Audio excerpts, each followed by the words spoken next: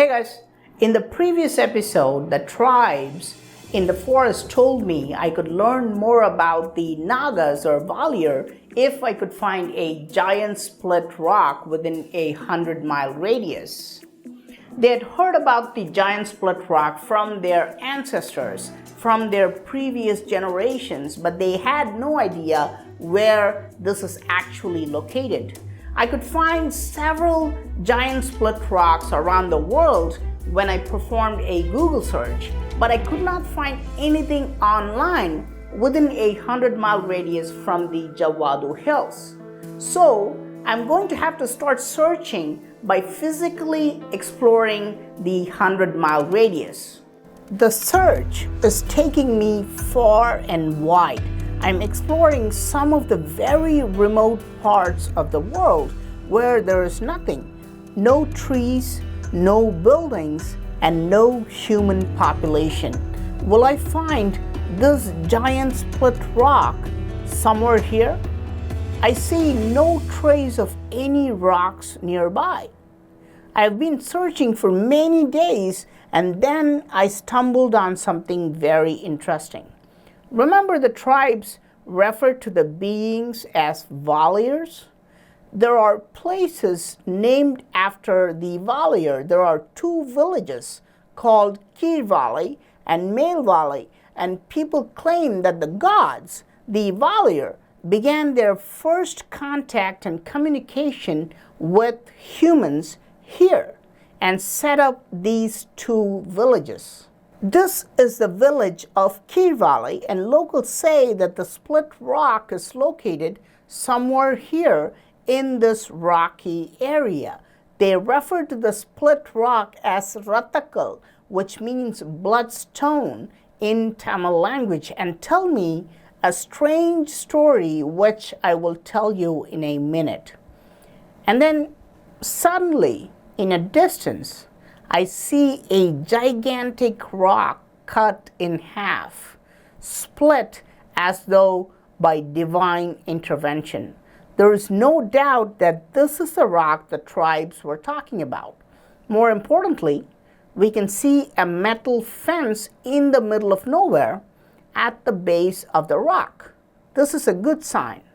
Something important must be there. This is why they've put a large fence around it.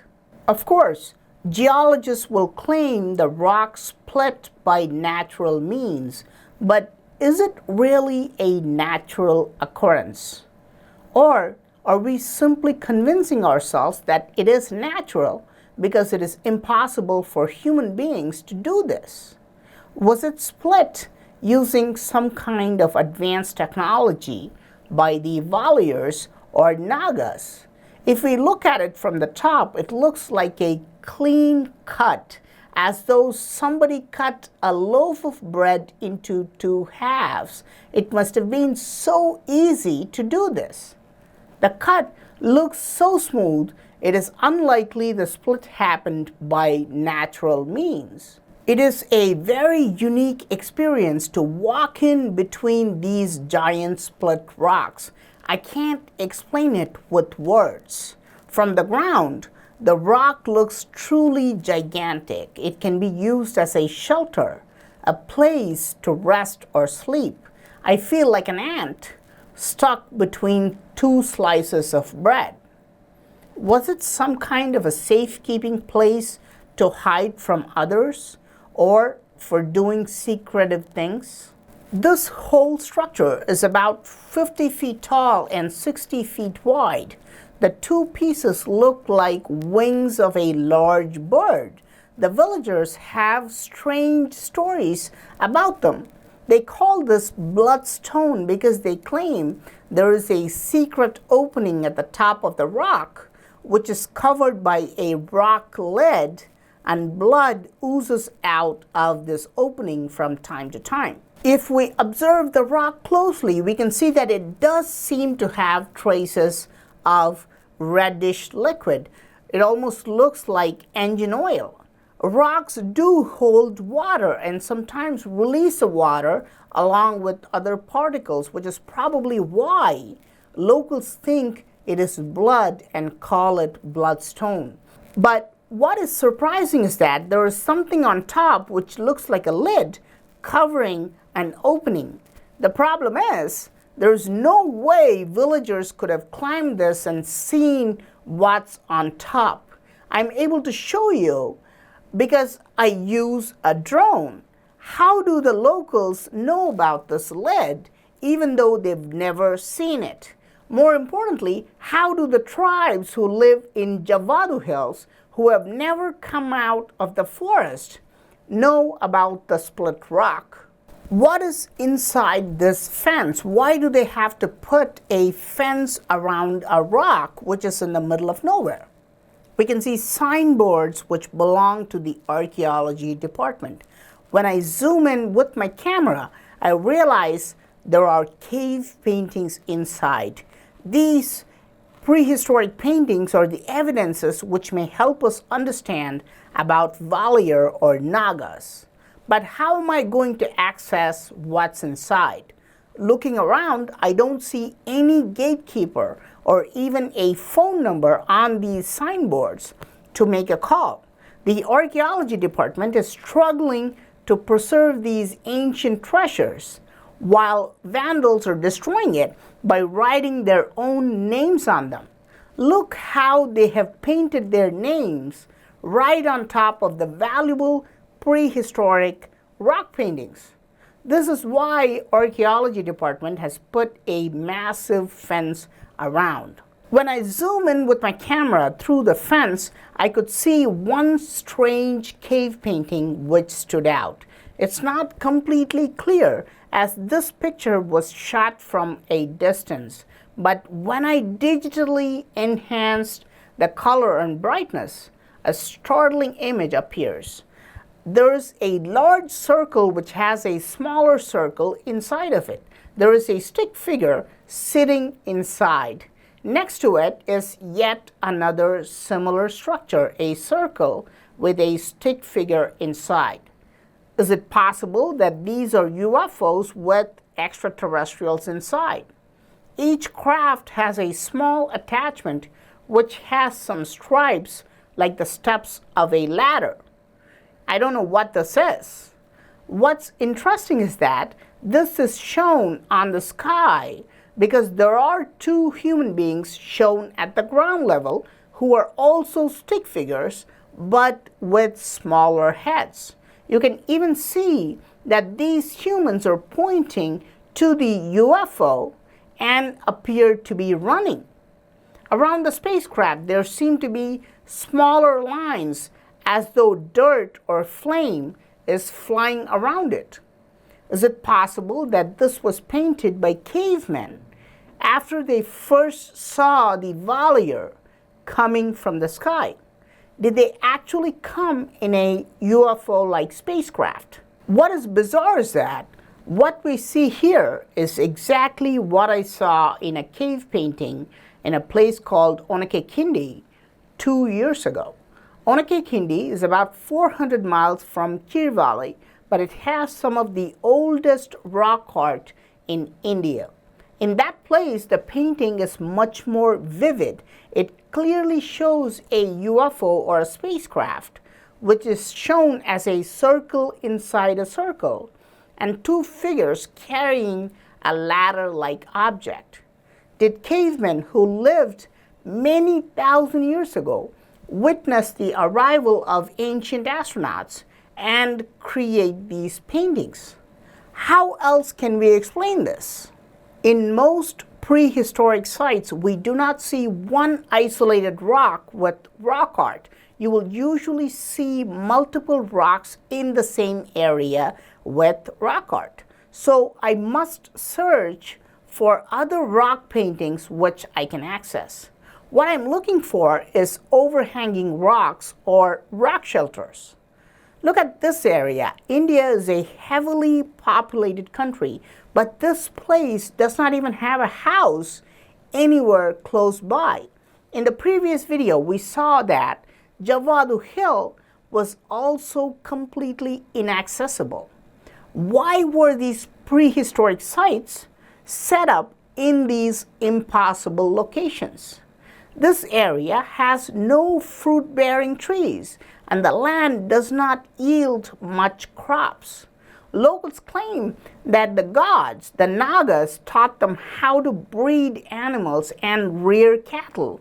They also claim that Nagas invented boats and taught human beings how to travel in water bodies like rivers and even seas. As I keep walking, I find something which is a good sign. There are fences put up around an overhanging rock, but the fence is not complete and there is a way for me to access it. There is more rock art inside, but as you can see, it is nearly impossible to access it. These places can be reached only by crawling, and I have to manage this in a tight space. What's in my hand? A spray bottle with pure distilled water. It is part of my kit. I always carry this.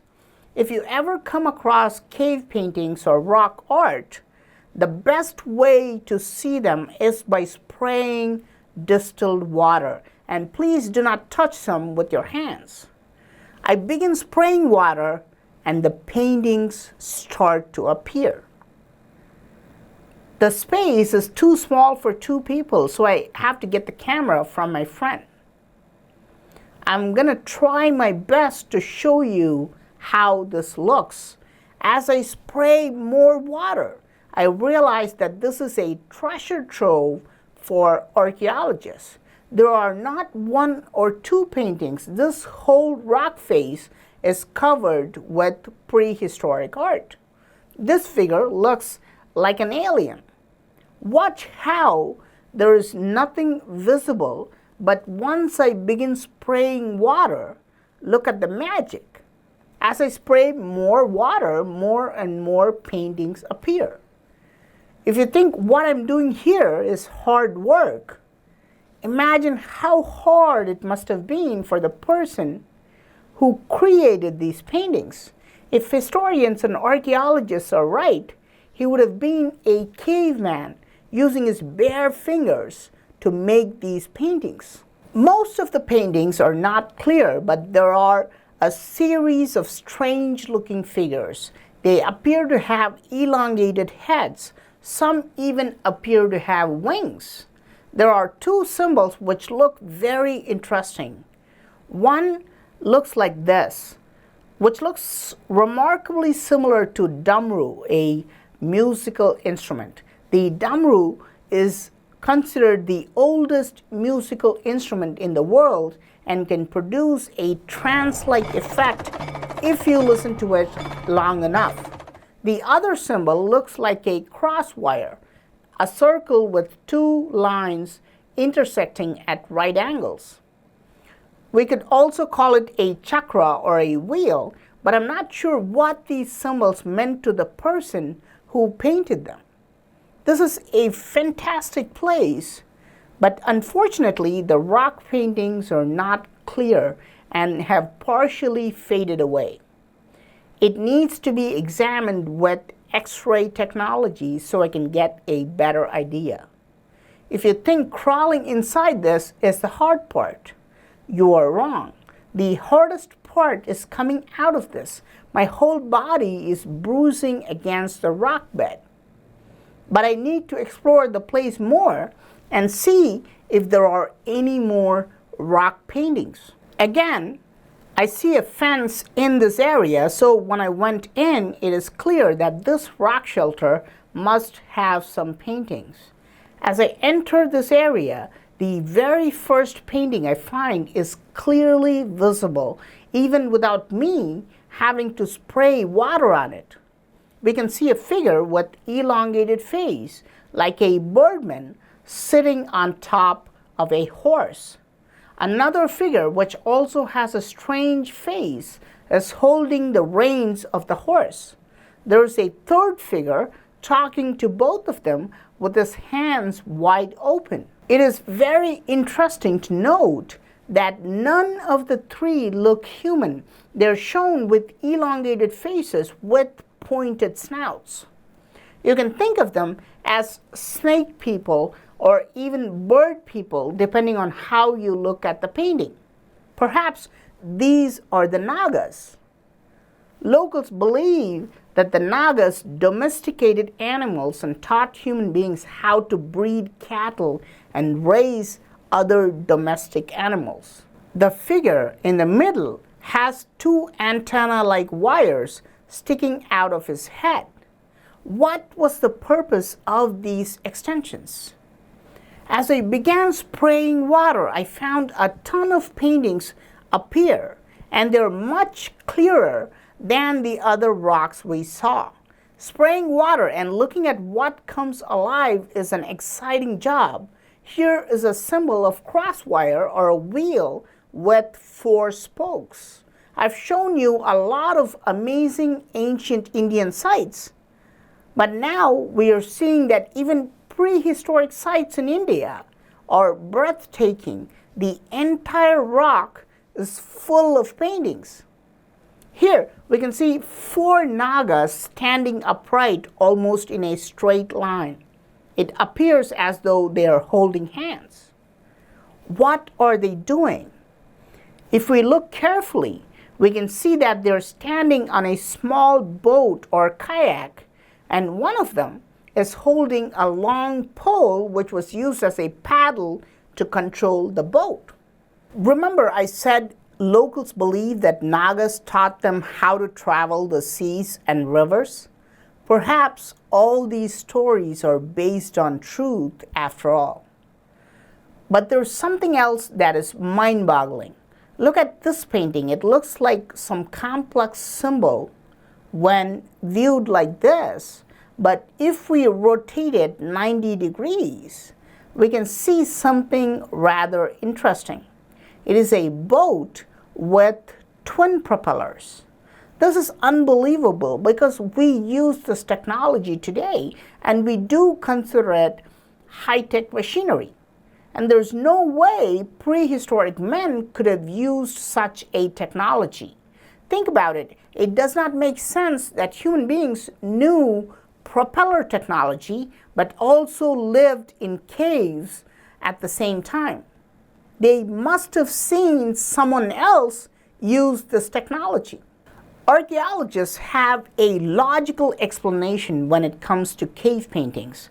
When they see cows shown in the paintings, they claim that ancient men painted it because they saw the cow. This is why we see paintings of all these animals. However, archaeologists will completely deny the same logic when they see something advanced. When they see paintings which look like UFOs, aliens, or a boat with propeller system, archaeologists will completely deny this logic. They will immediately claim all this came out of cavemen's imagination. Well, they have to, because if they talk about gods, aliens, or advanced technology, they would face some serious repercussions from the government and their community. Here, we can see a series of weird shapes which make no sense. One looks like a TV antenna from the 80s. This one looks like the damru, the musical instrument of Lord Shiva. The next one looks like the letter M, followed again by damru. The last one is a circle with an X mark inside, looking like a crosswire. These symbols must mean something important, but I hope you can tell me what they mean. Here's a circle with plenty of radial lines coming out. It looks like a spinning circle. It could be the sun, moon, a wheel, or even a UFO radiating light. All these are just guesses because the drawing is just too general. It does not have any specific feature. Finally, there is a figure which looks very different. It has an elongated face like the other Nagas we saw, but it also has some antenna-like extensions coming out of its head.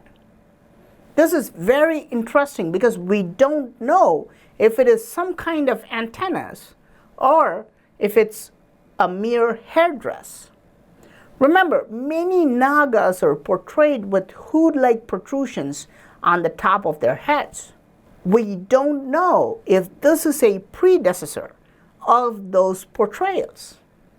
In the previous episode, we visited the stone huts or prehistoric dolmens, which locals claimed were built by Nagas. And they told us that I would understand more about the Nagas if I found the giant split rock. So, we have seen some important paintings here. One which looks like UFOs with extraterrestrials inside. Most importantly, we have seen these Nagas. They have elongated faces like birds and have hands which are almost like wings. Remember, a lot of times Nagas are portrayed with wings and are said to be capable of flight. We have seen Valaiyar or Nagas as paintings, but mainstream archaeologists and historians will claim that these birdmen are in fact human beings. Even though we see them using advanced technology like propellers, experts will continue to deny this and will insist that these are humans. To verify if these figures are really gods, I need to find some solid evidence other than these cave paintings. Otherwise, all these evidences cannot be pieced together. Are these the real Nagas? To get some conclusive proof, I need to start searching again for some fresh evidences in this area. Something that will put all the pieces of the puzzle together. What will I find? Will it reveal the existence of gods? I'm Praveen Mohan. Thanks a lot for watching. Don't forget to subscribe, and I will talk to you soon. Bye.